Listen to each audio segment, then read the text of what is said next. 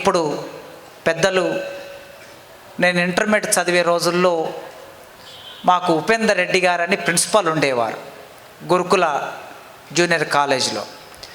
ఆయన రోజు ఒక పుస్తకాన్ని పట్టుకొని కాలేజీకి వచ్చేవాడు. ఇట్లాంటి ఒక పుస్తకం రోజు ఇట్లా కాలేజీకి వచ్చి స్టడీ అవర్స్లో తిరుగుతూ ఉండే, అటు ఇటు తిరుగుతూ ఉండే. ఆ పుస్తకం పేరు ఏమిటబ్బా అని చూడాలని కోరిక నాకు. ఆయన ఇట్లా పోతుంటే వెనకంగా నడుచుకుంటూ పోయేది పుస్తకం పేరు చూడడానికి. ఆయన ఇట్లా వెనక్కి తిరిగి ఏమి అనేది అంటే, ఏం లేదు సార్, కడుపు నొస్తుంది, హాస్పిటల్కి పోతా సార్ అనేది. అయిపోయింది. మళ్ళీ నెక్స్ట్ రోజు వచ్చేది, సార్ లైబ్రరీలో ఒక పుస్తకం కావాలి సార్ అనేది. అట్లా 2-3 రోజుల తర్వాత ఆయనకు అర్థమైంది నా బాధ ఏందో. ఇదో ఈ పుస్తకం చదవని ఇచ్చాడు. ఆ పుస్తకం రక్తం సూర్యుడు. ఆ రక్తం సూర్యుడు 94లో నేను ఇంటర్మీడియట్ ఉన్నప్పుడు, అంటే సరిగ్గా 30 ఏళ్ళ కిందట శివారెడ్డి గారు రాసిన ఆ పుస్తకాన్ని నా చేతిలోకి ఇట్లా ప్రేమగా తీసుకున్నా. అది మొదలు ఆ రక్తపు సూర్యుడితో కలిసి నడవటం, ఉపన్యాసాలు వినటం, వెలుగునిచ్చే సూర్యుని గురించి కలగనటం నా జీవితంలో భాగమైంది. అట్లాంటి ఆ రక్తపు యవ్వనపు సూర్యుడు ఇప్పుడు మీ ముందు తన కవిత్వంతో మాట్లాడతారు. ఎంతమంది మాట్లాడిన తర్వాత, ఎంతమంది పాడిన తర్వాత, మిమ్మల్ని ఓలలాడించిన తర్వాత ఈ ముసలాడు మీ ముందే మాట్లాడతాడు.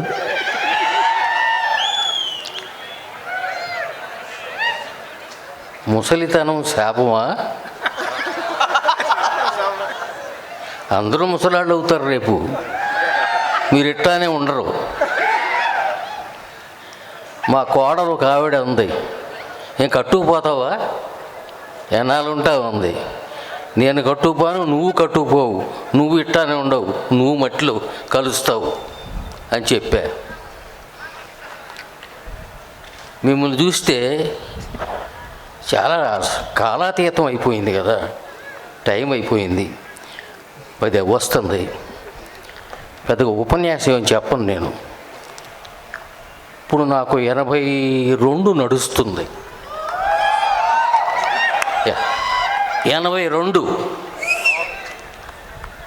66లో హైదరాబాద్ వచ్చా. అది 94 కాదు, రక్తం సూర్యుడు 74. అది నా మొదటి పుస్తకం. రక్తం సూర్యుడు, మండే సూర్యుడు వచ్చినాయి ఎప్పుడు, ఒక పరంపర. ఎందుకు రక్తం సూర్యుడు ఎందుకు పేరు పెట్టావా? నీలో మండే రక్తం కనుక లేకపోతే నీకు ఉదయం లేదని.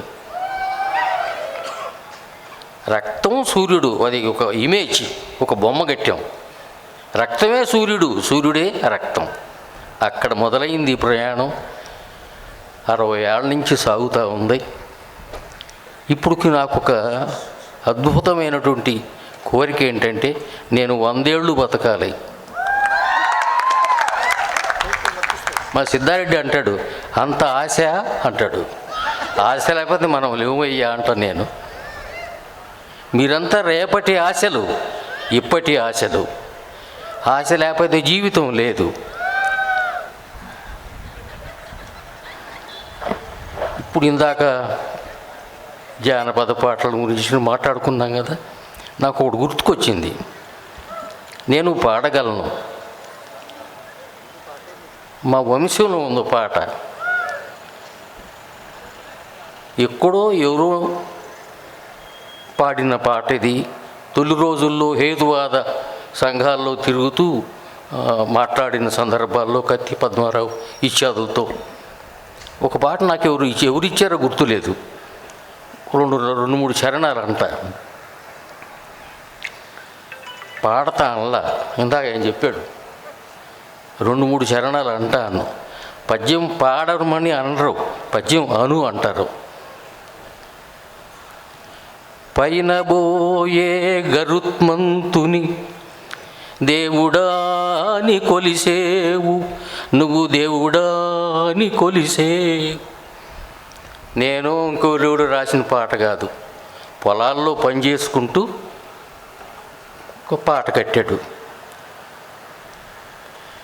పైన బోయే గరుత్మంతుని దేవుడాని కొలిసేవు, నువ్వు దేవుడాని కొలిసేవు. దీంట్లో తార్కికత ఉంది, లాజిక్ ఉంది. అది దేవుడు, అది దేవతైతే కోడి పిల్లల తన్నున అన్నాడు. అది ఆ దేవుడు దేవం ఏదో అయితే కోడి పిల్లలు తన్నిద్దా అని ఒక ప్రశ్న. ఏం చదువు రానాడు, పొలాల్లో పనిచేసుకునేవాడు, వ్యవసాయదారుడు శ్రమ చేస్తూ ఈ పాట అన్నాడు. ఆ దుఃఖం ఆగలేక, దుఃఖమే, నేను పాడటం కుదరట్లా, చాలా దుఃఖపూరితంగా ఉంటుంది ఇది. పైన బోయే గరుత్మంతు దేవుడాని కొలిసేవు, నువ్వు దేవుడాని కొలిసే. అది దేవుడు, అది నిజము అయితే కోడి పిల్లల తన్నునా. బావిలోని ఇంకో చరణం ఉంది. పైన బోయే గరుత్మంతుని. ముసలాడు అయిపోతున్నాను కదా, మాటలు జ్ఞాపకం రావట్లేదు. ఇంటి ముందర యాపా చెట్టుని దేవుడాని కొలిసేవు, నువ్వు దేవుడాని కొలిసేవు. యాప చెట్టును మనం నాంచారమ్మని దేవతలా కొలుస్తాం, గ్రామదేవత. ఇంటి ముందర యాప చెట్టును నువ్వు దేవుడాని కొలిసేవు. అది దేవుడు, అది నిజము అయితే మేక పిల్లల మెక్కున అని అన్నాడు. అది నిజంగా దేవత అయితే మేకపిల్లలను బలిస్తాం కదా, అది ఎందుకని అడిగాడు. ఏ చదువు రాని వ్యవసాయం చేసుకునే ఒక రైతు కూలీ కట్టిన పాట ఇది. హేతువాదాన్ని గురించి చెప్పడానికి మేము ఆ రోజుల్లో ఈ పాటను వాడుకునేవాళ్ళం.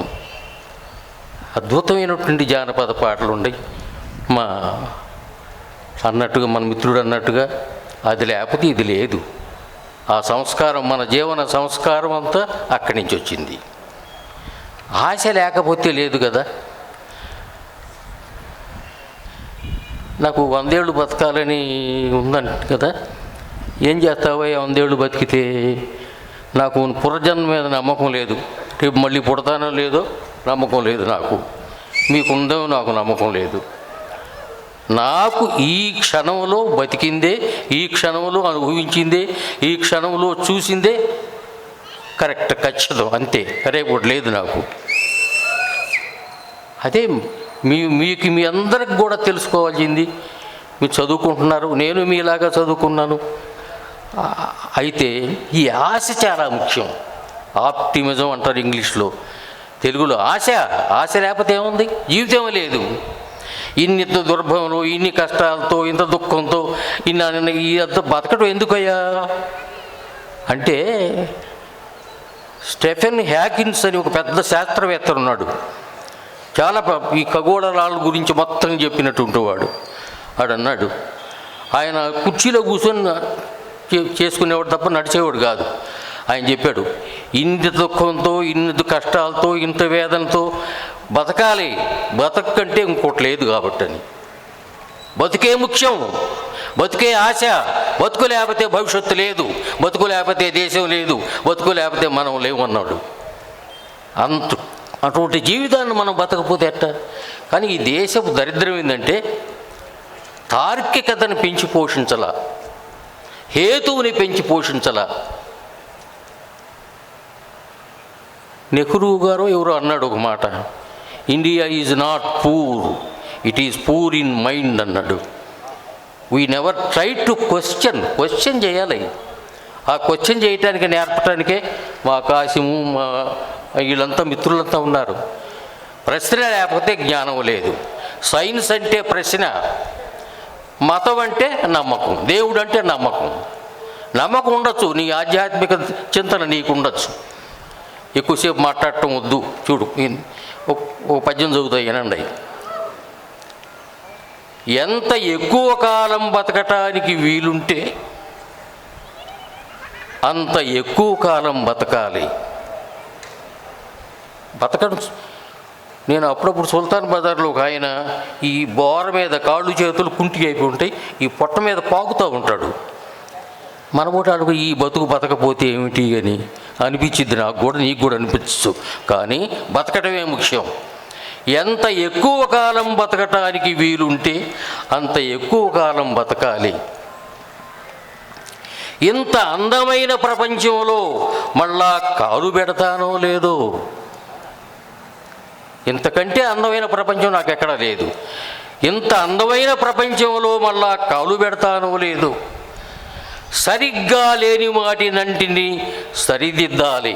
ఏం చేస్తావా ఉండి బతికేం చేస్తావు? మా కాశీమలాగా మీటింగులు పెడతావా, బ్రహ్మాండం చేస్తావా? ఎంత అద్భుతమైన సభ ఏర్పాటు చేస్తాడు, నేను ఊహించలేదు. చాలా అద్భుతమైన సభ. కవి సమ్మేళనాలు అంటే ఇట్లానే ఉండాలి తప్ప 4 గోడల మధ్య కాదు.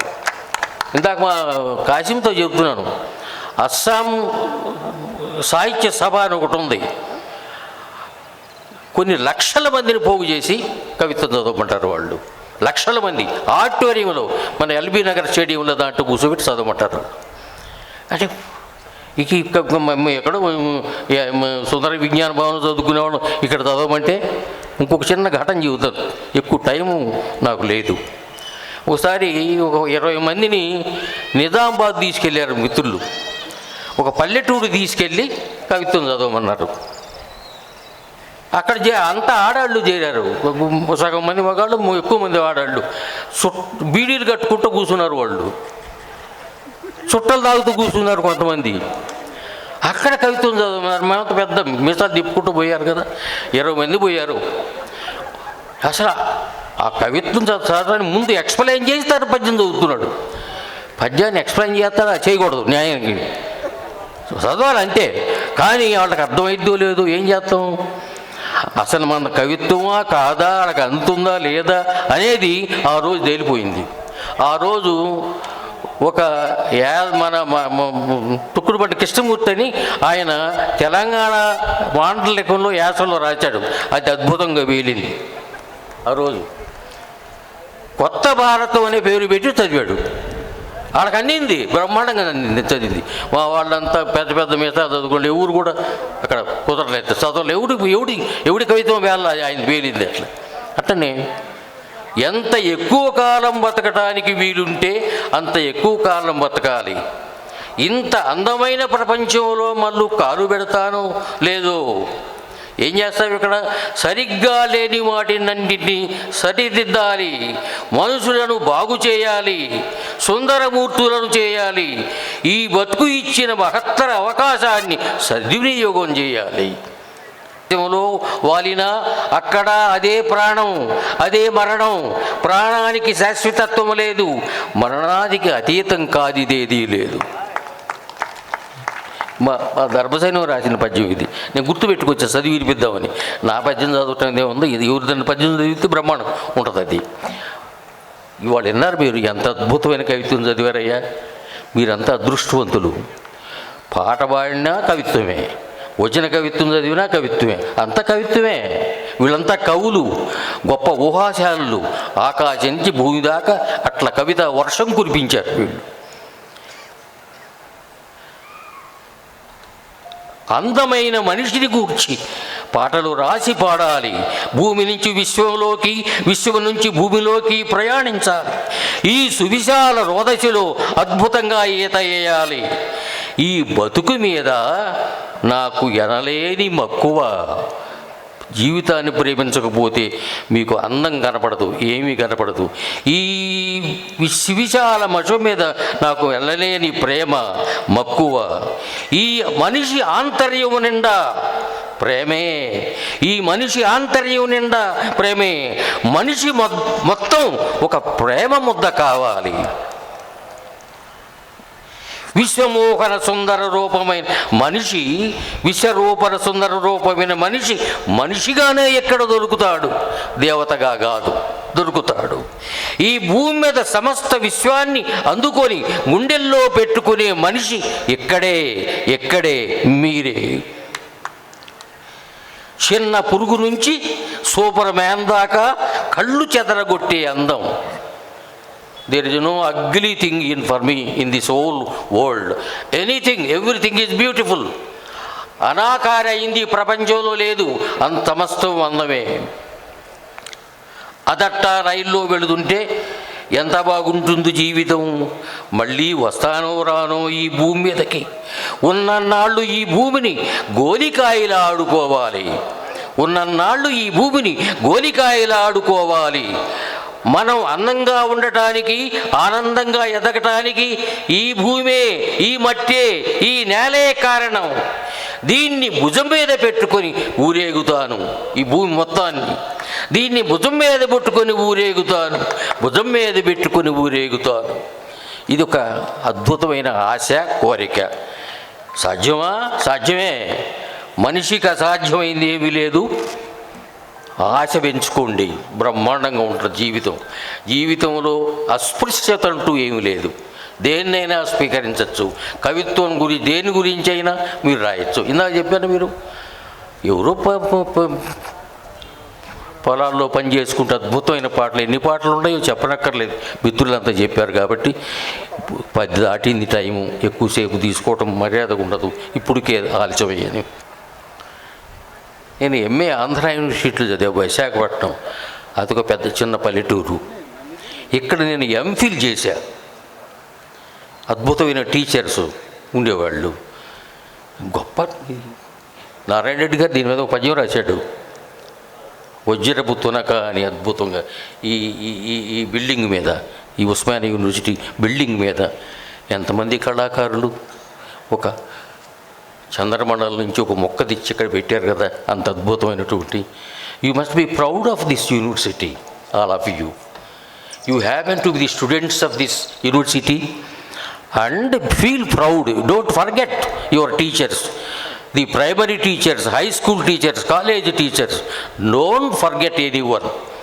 ఫర్గెట్ఫుల్నెస్ అనేది వృద్ధాప్యంలో ఆల్జీమర్స్ ఏదైనా ఒత్తే ఇద్దేమో తప్ప ఏది మర్చిపోవద్దు. ఏది మర్చిపోవడానికి ఆస్కారం లేదు. జీవితం చాలా గొప్పది, గొప్ప ఆశావగలది, అద్భుతమైంది, అపూర్వమైంది, అందమైంది, ఆనందకరమైంది. మీరంతా ఎక్కడే పొందాలి దాన్ని, ఇంకెక్కడ లేదు. I don't believe in another life. I don't believe any god also. I am telling you. కాబట్టి మీరు దేవుణ్ణి నమ్మండి, నమ్మకపోండి, అది వేరే విషయం. That is your personal. Religion is personal, అంతే. కాబట్టి ఇప్పుడున్న వాతావరణంలో మనకేం కావాలి? తర్కబద్ధంగా ఆలోచించటం కావాలి. ప్రశ్నించండి, సమాధానం. నాక్ the door will be opened అని బైబిల్లో చెబుతారు. అది గుర్తుపెట్టుకోండి. మీరంతా విద్యార్థులు, రేపు భవిష్యత్తులు. నేను ఇప్పుడు 82 ఏళ్ళు కదా, ఇంకా పాఠాలు చెబుతున్నా, గుర్తుపెట్టుకోండి. వారానికి 3 రోజులు పిల్లలకి పాఠాలు చెబుతున్నా. బీకామ్ ఫస్ట్ ఇయర్ వాళ్ళకి, సెకండ్ ఇయర్ వాళ్ళకి, థర్డ్ ఇయర్ వాళ్ళకి. ఏమయ్యా 82 ఏళ్ళలో శాలరీ ఇది వస్తుంది కదా, పెన్షన్ వస్తుంది కదా, ఇప్పుడు చెప్పోది ఏమిటి అని మీరు అడగచ్చు నన్ను. అసలు చెప్పాల్సిన వయసు, పాఠాలు చెప్పాల్సిన వయసు ఇప్పుడు వచ్చిందని నేను అనుకుంటే, మీరు ఇప్పుడు వద్దంటే ఎట్లా? వాళ్ళు అడగండి. ఇప్పుడు అధ్యాపకులు ఉన్నారు, క్రమక్రమంగా పెరిగే కుందికి. ఇప్పుడు పద్యం చెప్పినట్టుగా 10 ఏళ్ల కిందట, 20 ఏళ్ల కిందట పద్యం చెప్పలేను కదా. ఒక పద్యం ఉంది, ఎమిలీ డికెన్స్ అని ఎవరు ఒక ఆవిడ రాసింది. లైన్స్ సరిగ్గా గుర్తులేవు కానీ,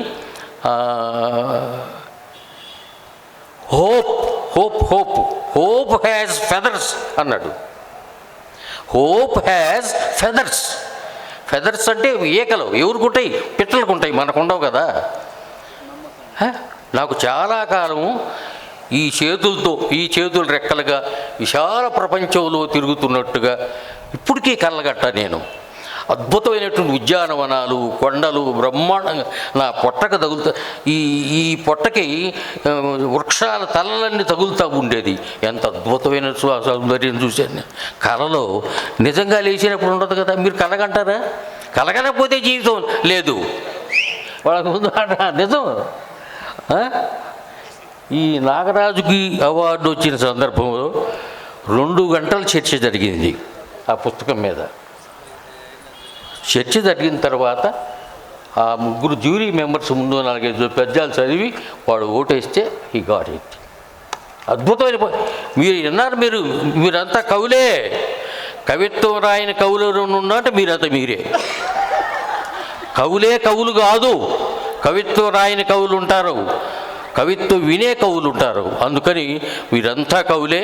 ఎవరైనా పద్యం రాయొచ్చు. శ్రీశ్రీ అంటాడే ఇది కవిత్వం అయితే నేను రాసామని అని. అట్లా రాయమనే కదా మేము అడిగేది.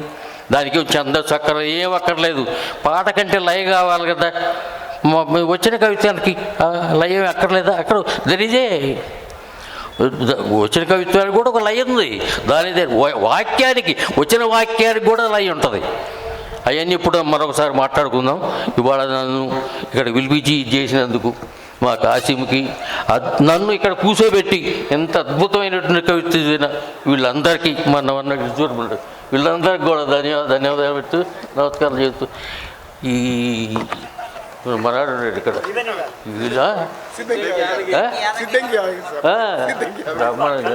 మరాడు కదా ఇదంతా వీళ్ళెవరో చూడకముందు వీళ్ళకి ముందు మాట రాసిన బ్రహ్మాండంగా. నేను పద్యంలో ఇరికిచ్చే ఉన్నావు, ఈయన పద్యంలో పెట్టా, ఒక పద్యంలో ఇరికిచ్చాను నేను. అమ్మ మీరంతా కవులే. నిజానికి ఈ దేశంలో నిజమైన కవిడు అంటే వాడు వ్యవసాయదారుడే. నమస్కారం తల్లి, సంతోషం. Thank you very much.